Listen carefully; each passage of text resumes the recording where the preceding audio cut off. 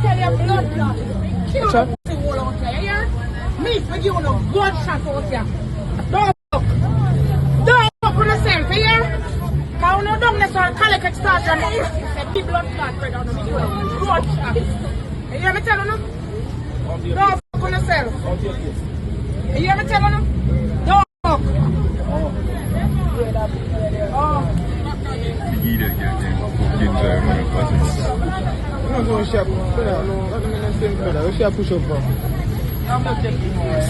She is a police awaiting confirmation. Inspector Vidal from Protective Services, more than likely.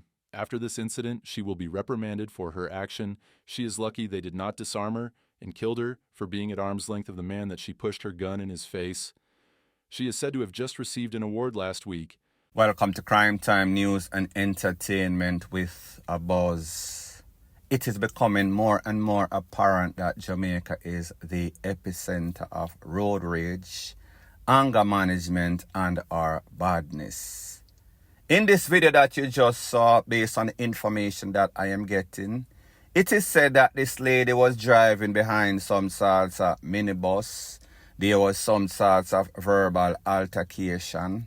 Either them block her in, they did not want to move, don't know the specific.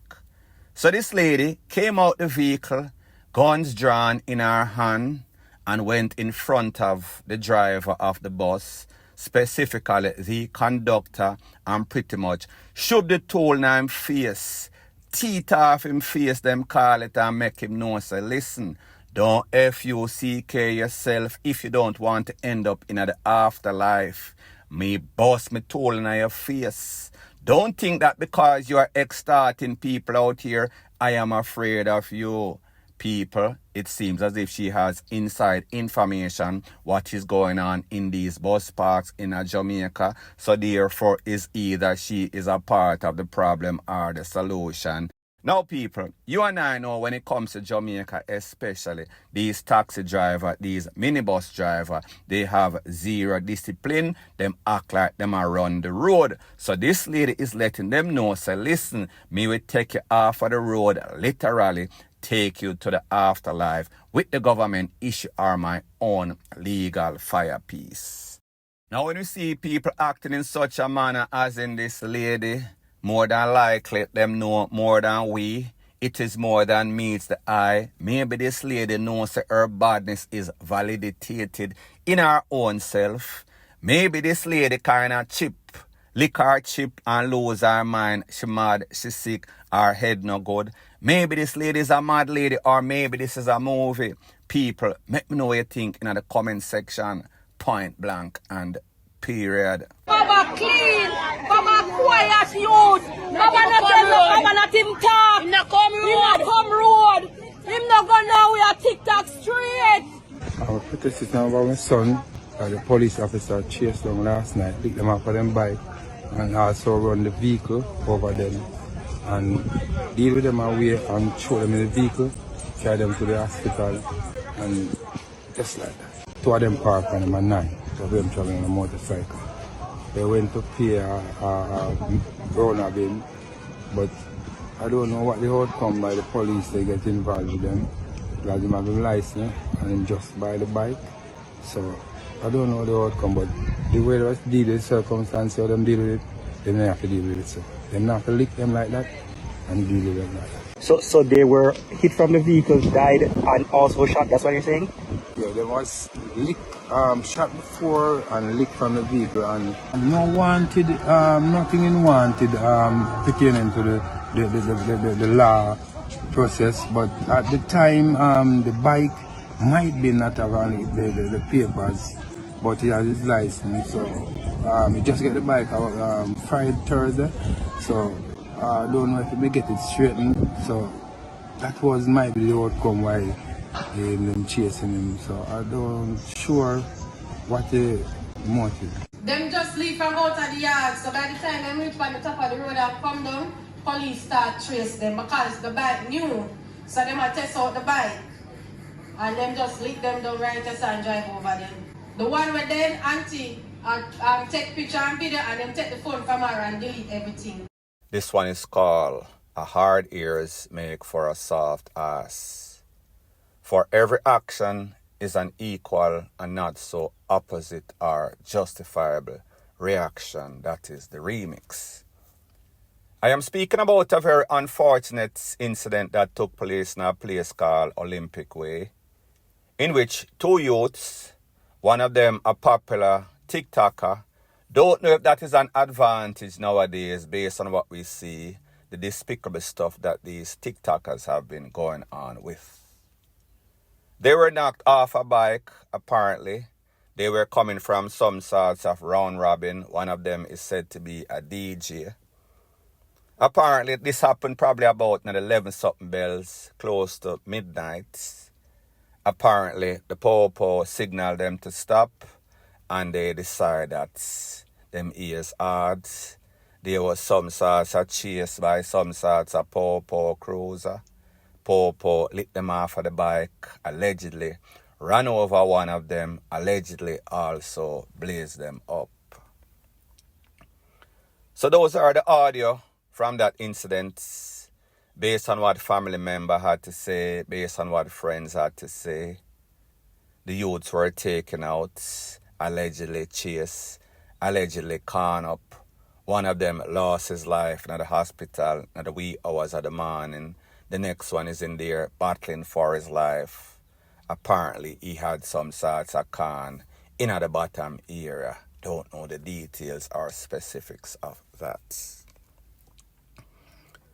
Now, people, here's the thing.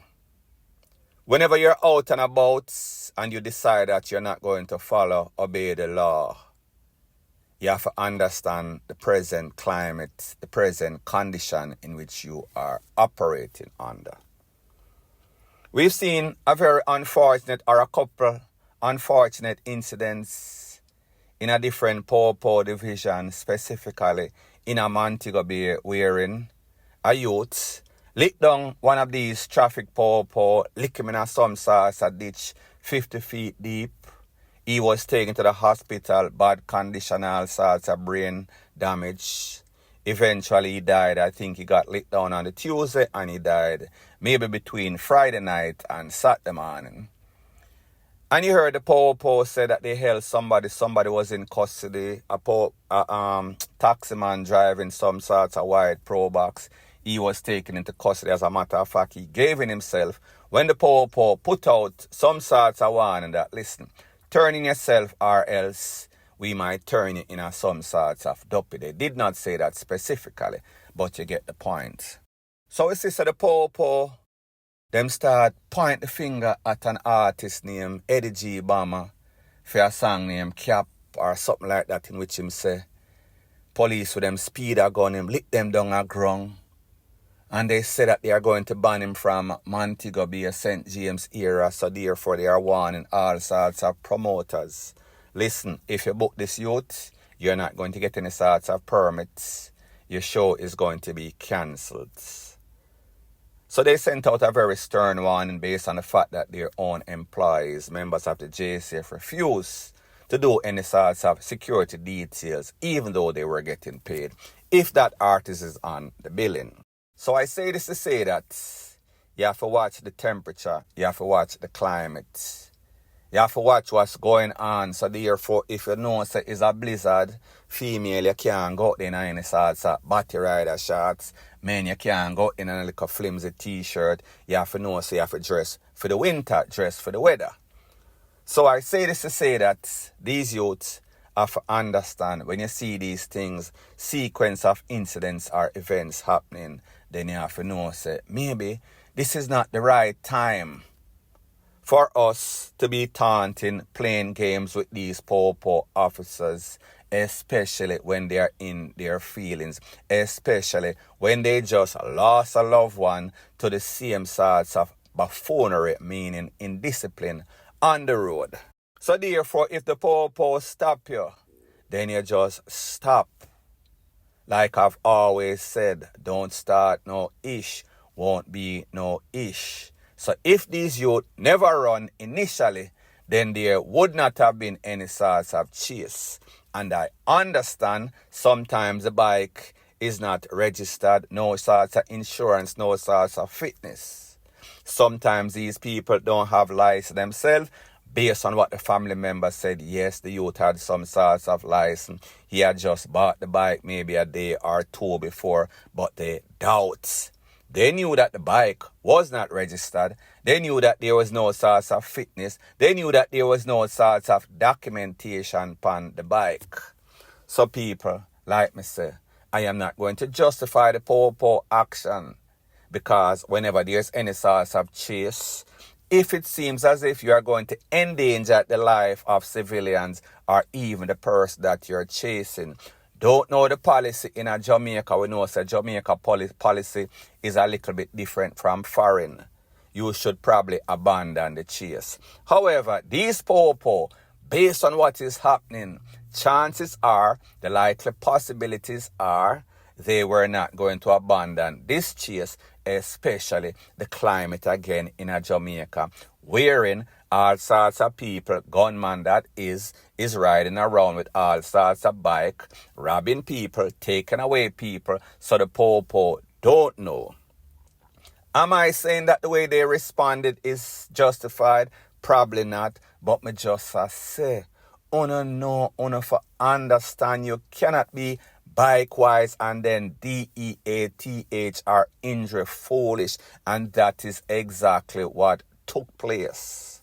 Because we know, we understand, we've seen it many times before how these popo operate, meaning the JCF. You have a whole bunch of good popo, but you have way more bad popo. So therefore, you know that you are going to expect some sorts of rogue behavior when it comes to these popo. So therefore, if them pull you over, do not give them any sorts of reasons to get in their natural instincts, in which they are very vindictive. So in this petty cat and mouse game of show and prove, if you are going to show them that you can get away from them, they are going to show you that they are not going to get away. And once the buffoonery, petty-ish start, it is like an avalanche that can be taken to the furthest extent. And in this case, that is exactly what transpired. Point blank and period. So the next thing that is popping in the news, it is called idle dog walk idle monkey. Birds of a feather flock together. The devil always finds work for idle.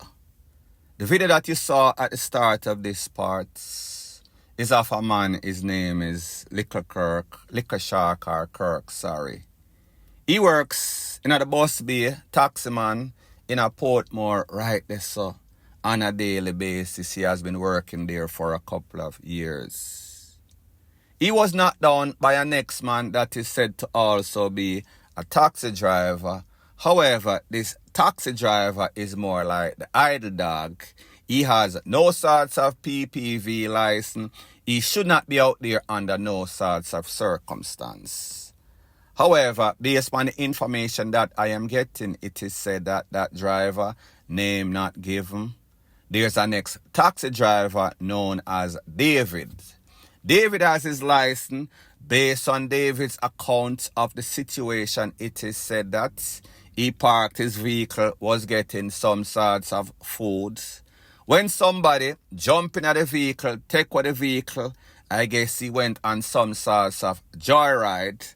That joyride ended in Liquor Kirk getting hit down, rushed to the hospital in a comatose situation.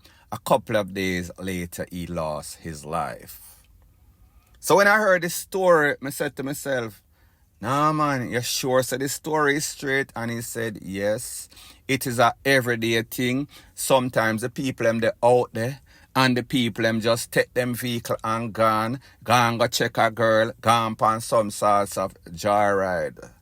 So I'm saying to myself, is this a situation in which the person that owned the vehicle is trying to distance himself from the situation and claiming that a next man take the vehicle? Well, people, the truth and the fact is that as disturbing or as nonsensical as it sounds, that is exactly what happened. The people are letting me know that this is a regular occurrence.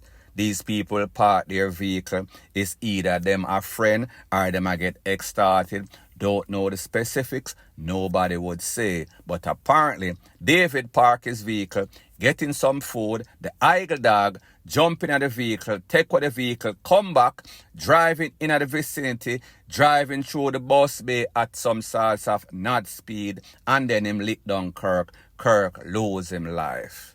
People only in a Jamaica, you cannot make up these ish. So much idiots out there, a lot of persons losing their life prematurely because of negligence and recklessness. And this is yet a next perfect example. Point blank and period. So the next thing that is popping in the news, it is becoming more and more apparent that Jamaica is the epicenter of reactive instead of proactive. Until something gets dire or desperate, they will not respond unless the people come out and start to revolt. I am speaking about an incident that took place at the Rio Hotel that is in Negril. 5-star hotel, very expensive, in which all of the employees decide that they are going to do some sorts of strike. They are not going to work because of poor working condition, poor pay, poor just about everything, including the management relationship with the employees. That strike lasted about less than 24 hours or so. The people come out and them sell them some sorts of BS story. Don't worry, it was just a little mistake. We are going to make sure that that mistake is rectified and you guys will be happy going forward. Well, people, like they say, a promise is a comfort to a fool. It is yet to be determined if those promises are going to be fulfilled ever. Now, people, here's the thing. The management, the owners of Rio realize that them have people there, meaning guests, and they know that the guests need service, and the only way that these guests would receive any sorts of service is if the people went back to work, in which they did. However, we have to ask ourselves, how did it get to that? How did the situation get so bad? Was it overnight? Or was this a long-standing problem that has been going on for decades? I say this to say that if it takes you a decade to realize that these people are disgruntled, meaning that they are not happy with their pay, the condition, management, A to Z, nothing is good. The only thing is that they are gainfully employed, even though they are being abused, exploited, meaning modern-day slavery. So we saw some sorts of trade unionists came out. I think his name is Granville Valentine, and he said, listen, this situation needs to be rectified. And then we see an ex-senator in the government come out and him say his name is Kevin Gale. Listen, there is no sorts of reason why these employers should be treating these employees like this. The standard should have been set, minimum standard should have been set prior to this contractual agreement with the government. The Ministry of Labour and the tourism sector should have been there when this contract was being signed. So therefore, everybody would have some sort of full understanding of what the minimum standards are, what is the lowest you can pay them, what are all of the protocols that should be set going before the actual business opens. So we would have no sorts of misunderstanding. Take a listen, take a look to exactly what the senator has to say, and then I'll give my piece. I've said it on a number of occasions that when you attract an investor, the Minister of Labour, the Ministry of Labour must be at the table. Yeah. Not on the offshoot of when you have these crises, then the ministry intervenes. Say it from day one. These are our standards, these are our practices, these are our entrenched laws, and investors must abide. You must go in and always check, must test it. The role of labor inspectors are so very critical in nature to be going into these entities that are multinationals to do the safeguards and protection. Now the senator, he made some keywords and he said minimum standard. Minimum standard should start first of all with the minimum wage. In 1980 something, the minimum wage in America was $3 and something. Fast forward 40 years later, the minimum wage at those hotels is $2 and something US we are talking about. So we are talking about $300 and something dollars per hour. Jamaican dollars we are talking about. So how is somebody going to survive on that? Them have to buy lunch, transportation, rent, utility bill, picnic for go to school. However, we understand when we deal with these multinational, international corporations, their objective, their main goal is profit. More money, more money, more money. The least expense that they can have is the more profit that goes to the shareholder and the top management and the owners of this company. So we hear the senator saying that, yes, there should be inspection, check the books, talk to the people, meaning the employees, ask them how satisfied they are, what are the standards that are being set. You're going to tell me that all of these nice 5-star hotels that are in Jamaica, the people never go to the boardroom, they didn't go to the initial meeting when this contract was being signed. The people that were supposed to be there, meaning the Ministry of Labour, meaning tourism sector, nobody was at the table. They just signed and gave these persons a green light to do whatever they so choose. And you wonder why the problem is where the problem is. Because these multinational corporations, Mexican or wherever they are from, they know that Jamaica is some sorts of slave trade industry. That means that if them go in there, them can make mucho dinero, big time profit. However, they don't have to pay these people any amount of decent wages. They can exploit and abuse them. Talking about modern day slavery. And such is the case in this case, and that is because the government, the people that are representing Jamaica, the management of Jamaica, when they go to these negotiations and sign these contracts, it is all about kickback for themselves. It is all about lining the pockets of themselves, how much money them can get under the table. It is never about the people of Jamaica. No sorts of contract is signed with the people in mind. And people, this is yet an perfect example. Point blank and period.